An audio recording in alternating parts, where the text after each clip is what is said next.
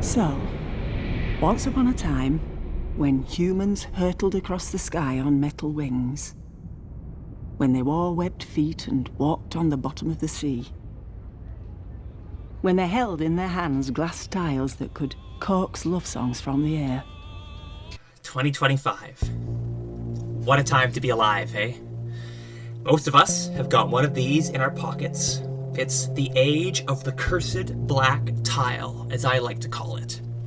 And I can't stand it. Please listen carefully. It's like a breath of fresh air.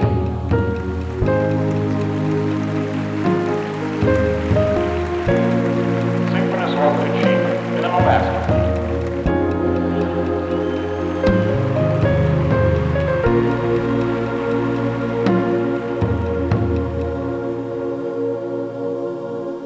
So, to give credit where credit is due, the term cursed black tile was inspired by a turn of phrase from George Miller's film 3,000 Years of Longing from 2022, in which the term glass tile is used very poetically to refer to smartphones. And then I sort of combined that with the term Black Mirror, obviously from the TV show Black Mirror, which is an excellent sci-fi cautionary tale anthology series about the myriad dangers that technology poses to us. So the Black Mirror and the glass tile, they combine to become the cursed black tile. And that is how I truly feel about the smartphone and its ubiquity in our day-to-day lives.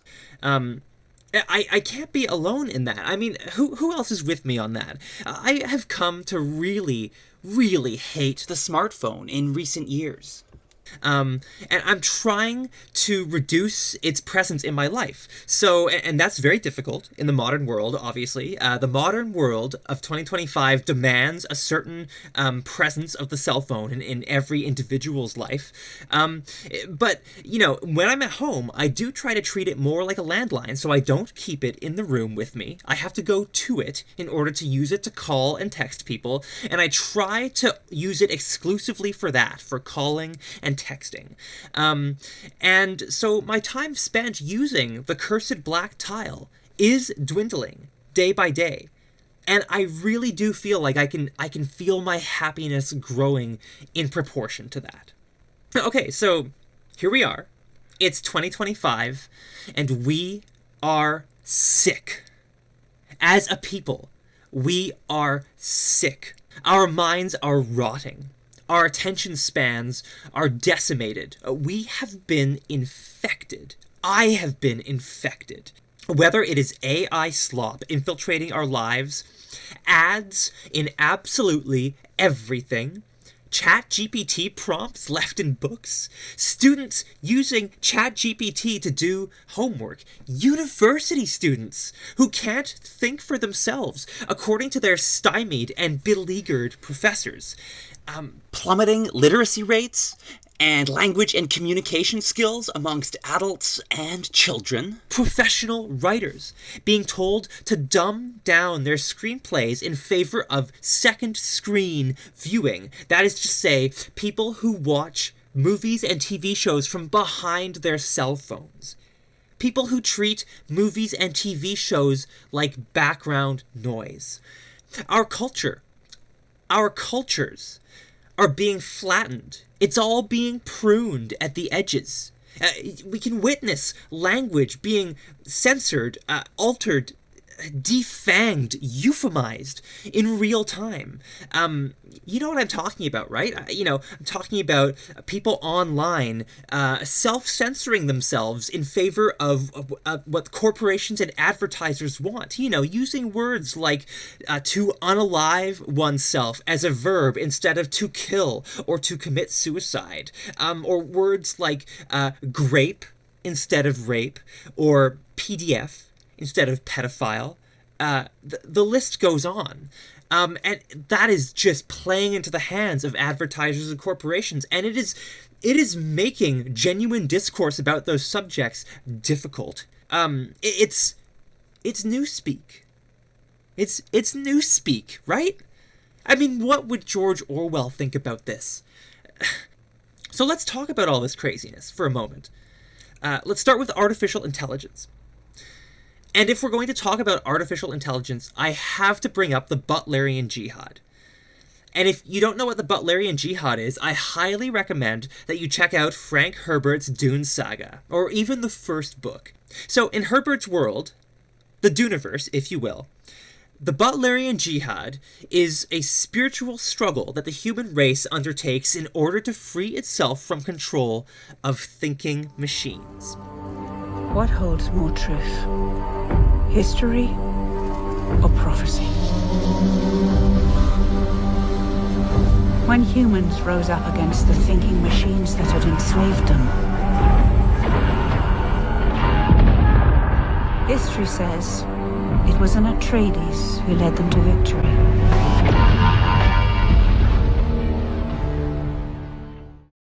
Now, in this clip from Dune Prophecy, the Butlerian Jihad is presented as kind of a Terminator-style war between humans and giant killer robots.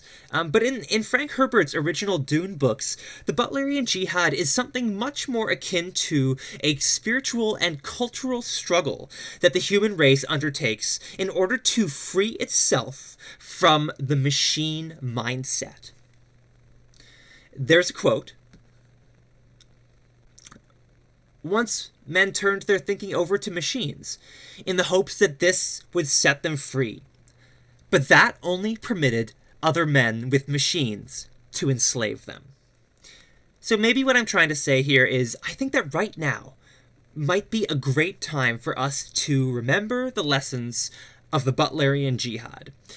And I am in favor of a cultural movement that focuses on fostering a healthy vigilance about the roles that machines play in our lives. A wariness. They are our tools, not our controllers, and even tools can pose great hazards to human health and safety. So let's make sure that we don't turn our thinking over to that which is not human. And I think it's important for people to feel empowered to cleanse their media diets of anything that they don't want in there. So if you don't want to be inundated with ads, for example, do something about it. Mute ads as they come up and interrupt your life. Mute them and look away. Look away. Look at something else. Look at your room. Look at the wall. Don't give them your time. You do not have to look at your screen when it shows you stuff that you do not want to see on there, right? And I'm not talking about, being willfully ignorant of difficult subject matter. I'm talking about not wasting your precious brain power, your precious time on this earth, looking at that which wastes that time. That's what I'm talking about here. So do something about it. If you don't want to waste your time reading or watching AI-generated content, purge it from your feed. Call out anything that uses AI but pretends it is not doing so, or even that lies about its use of AI by omission. And if you're not already doing this, I would encourage everyone to start using -AI at the end of their Google searches. It will remove that awful AI summary that Google just forced on everyone at the top of the Google search. And that AI summary is often inaccurate. Often. And just in general, be mindful of the content you consume. Choose your subscriptions carefully. Vet them. Investigate them wherever possible. Make sure they're human-made. Or at least that they are completely upfront about their use of AI. Now, unfortunately, in my opinion, AI voice simulation right now is very sophisticated. And I have fallen for it. I have fallen for YouTube channels that I thought had real humans speaking, narrating. And actually, it was just AI voice generation. And I found that really disappointing and disheartening and disturbing. And I try not to engage with those channels once I find out that that's what they're doing. And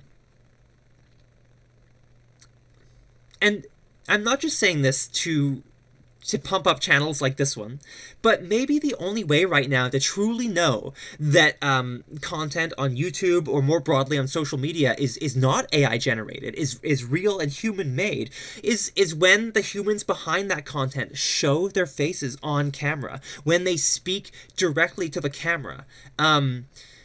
Maybe that's the only way right now. So if this is something you care about, put your money where your mouth is, please, for all our sakes. Don't engage with the AI slop channels. Don't click on them. Don't fall for them.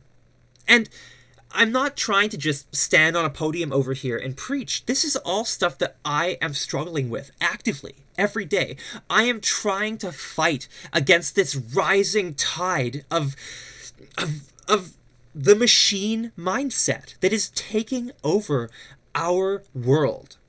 I am trying to fight it every day, and these little techniques, these little tools, this increased level of vigilance and wariness is I find necessary right now in order to fight against this tide. So do your best, is what I'm saying. Do your best. If this is something you care about, and if this is not something you care about, if you like the AI slop, if you don't mind that the stuff you're consuming online is not created by humans, and then Bob's your uncle. The world is your oyster. Go and enjoy all that stuff. But if this is something you care about, and I know I'm not alone here, then you, unfortunately, you do need to put in the effort. You do need to put in the effort to rise up above it. But it is worth it. It's worth it to put in that effort. And, they can't put surprise pop-up ads in print material. Not yet, at least. That's probably coming on the horizon. But they can't do that right now in 2025. So make sure you spend some time every day reading physical books that you can hold in your hand. And beyond that, make sure you spend time every day off your screen. Make sure that you engage in activities that don't involve these screens. And that cannot be infiltrated by AI or ads or any of that stuff. So reading books, watching the sunset, for example, playing with your cat or your dog, talking to strangers at the park or that you meet in the grocery store, or even staring at the wall, watching paint peel. Even that is preferable to spending 100% of your time on these screens online, right? Unplug. It is necessary. And again, I'm not a guru. I'm not a preacher. I'm saying all this stuff because this is something I'm trying to actively implement in my life. I'm just a fantasy author. That's all I am. I'm just a fantasy author sharing my thoughts about the world that we currently live in. But I know I'm not alone in feeling this way about all of this stuff. So if you happen to be like me, if you're someone who wants to do something about all of this intolerable nonsense being shoved down our throats by mega corporations, by greedy fat cats up at the top of the corporate ladders who just want to maximize profit at the expense of human health and human community, if you're like me and you want to fight against that, trust me on this, you can feel empowered to do something about it, and we will be stronger together. It's like they say, apes together, strong. And let's make sure the machines know it.